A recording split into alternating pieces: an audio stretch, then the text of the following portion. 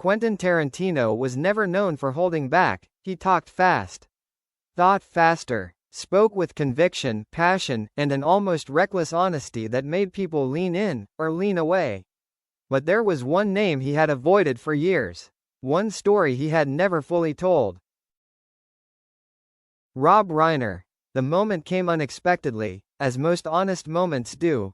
It was a small theater in Los Angeles, packed with film students, critics, and longtime fans. Tarantino was on stage for what was supposed to be a casual Q&A following a retrospective screening of Reservoir Dogs. The energy was familiar, electric, playful. Quentin was in full form, quoting old movies, praising forgotten directors, laughing at his own tangents. Then someone asked a question that shifted the room. "Quentin," a voice called out from the darkness, "you've talked about Spielberg, Scorsese, Coppola, but you've never really spoken about Rob Reiner. Why?" The room went quiet. Tarantino didn't answer right away. He smiled, but it wasn't his usual grin. It was tighter, thoughtful, the kind of smile that appears when someone realizes they've reached a line they can't keep stepping around. "Wow," he said finally. That's a real question." He leaned back in his chair, crossed his arms, and stared at the ceiling for a moment. "You know," Quentin said slowly, "there are people in Hollywood you talk about all the time, and there are people you don't talk about because the story's bigger than a soundbite." The audience felt it. This wasn't going to be a joke. "I never avoided Rob Reiner because I don't respect him," Tarantino continued. "I avoided him because telling the truth about Rob means telling the truth about Hollywood. And Hollywood doesn't love that." A murmur rippled through the room. Tarantino leaned forward now, elbows on his knees, fully engaged. "Let me say this right up front," he said.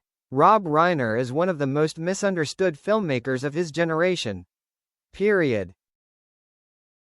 That sentence alone felt like a declaration.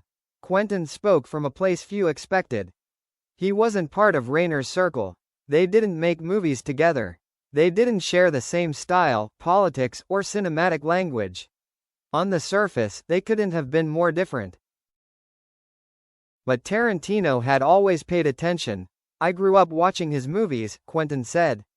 "Not studying them like textbooks, living inside them. Stand By Me, The Princess Bride, When Harry Met Sally. Those movies weren't flashy. They were human." He paused, then added, "And Hollywood hates humanity when it comes from the wrong person." The room was silent. Quentin explained how, as a young video store clerk devouring cinema history, he noticed something strange. Directors who made loud, violent, controversial films were praised as bold. Directors who made emotional, sincere films were often dismissed as safe. And Rob Reiner? Tarantino said. He made sincerity cool, and that made people uncomfortable. He laughed, but there was no humor in it. "Look, Rob didn't make movies that screamed, 'Look at me.' He made movies that whispered, 'Look at yourself.' And that takes guts." Then Tarantino said something that caught everyone off guard. Rob Reiner paid a price for being exactly who he was. The word price hung in the air. Tarantino talked about watching Hollywood slowly change its tone toward Reiner. How praise turned into polite acknowledgement. How invitations thinned. How respect became conditional. "People pretend it was about box office," Quentin said. "Nah, that's the cover story." He shook his head. It was about voice. About not staying in the lane they wanted him in. Tarantino leaned back, exhaled. "I've seen Hollywood do this before," he said. "Build you up, celebrate you, then quietly move on when you stop being convenient." Someone in the audience asked, "So why talk now?" Quentin smiled again, this time softer. "Because history matters," he said. "And because Rob Reiner doesn't need defending, but he deserves understanding." The room felt heavier now, more focused. There's a myth that Rob Reiner lost relevance, Tarantino said. That's bullshit. He never lost relevance. Hollywood lost its appetite for honesty. Quentin stood up, pacing slightly. You want to know the truth about Rob Reiner? He said. He never sold out. He never shut up when it mattered. And in this town, that's the fastest way to become invisible. The audience sat frozen. This isn't a hit piece, Quentin concluded. This is a correction. And with that, Quentin Tarantino had opened a door no one expected him to open. One that led straight into the heart of Hollywood's quietest hypocrisy. Quentin Tarantino had always believed that cinema revealed more about its creators than they intended.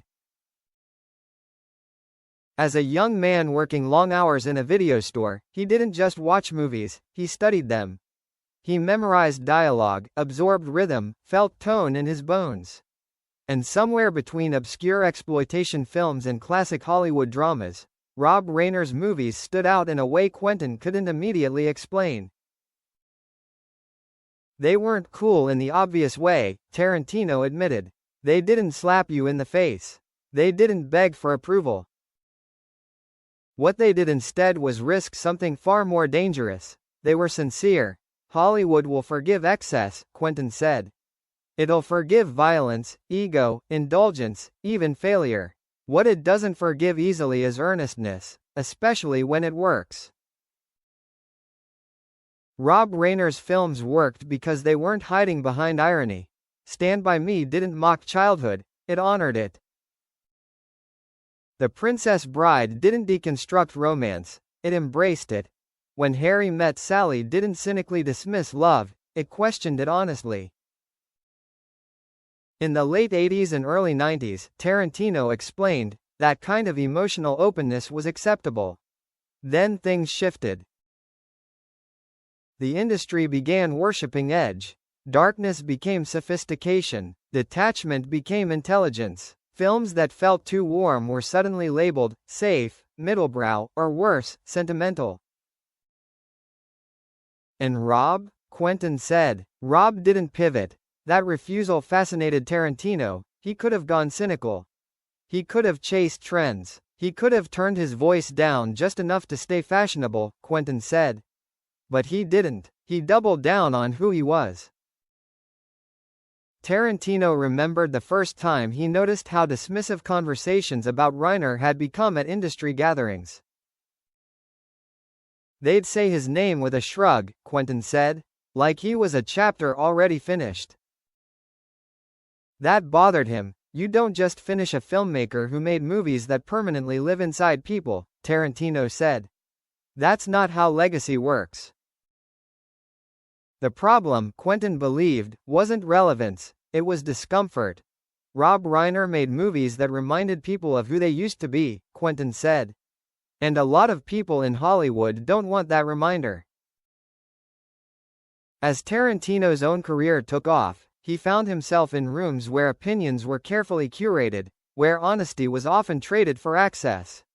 He watched how quickly the industry could shift from admiration to avoidance. Hollywood pretends it's fearless, Quentin said, but it's terrified of sincerity when it comes with conviction. Rob Reiner's politics made him an easy target, but Quentin was quick to clarify. This wasn't about left or right, he said. This was about not knowing when to shut up. In Tarantino's view, Rob Reiner broke an unspoken rule. He refused to separate his voice as a filmmaker from his voice as a citizen. Some people do that cleanly, Quentin said. Rob didn't, and I respect the hell out of that. Quentin leaned back, recalling moments when he himself was advised, sometimes aggressively, to soften, to explain less, to be more palatable. I ignored that advice, he said. But I had the advantage of being labeled dangerous. Rob was labeled safe. And safe people aren't supposed to be loud. That contradiction bothered Quentin deeply. How dare you call someone safe when they're emotionally honest, he said. That's the bravest thing you can be. He paused, letting the thought settle. The truth is, Quentin continued, Rob Reiner made films that trusted audiences.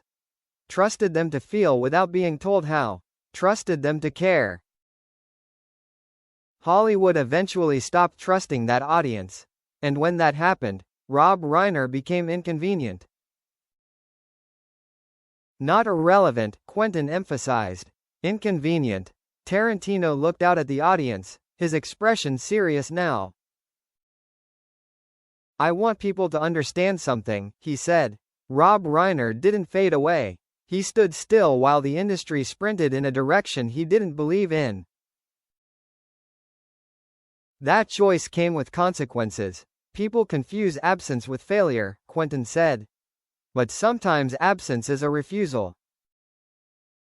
He smiled slightly, and refusal, he added, as its own form of authorship. The room was quiet again, not stunned, but reflective. Because what Quentin Tarantino was really talking about wasn't just Rob Reiner. He was talking about what happens when honesty stops being fashionable.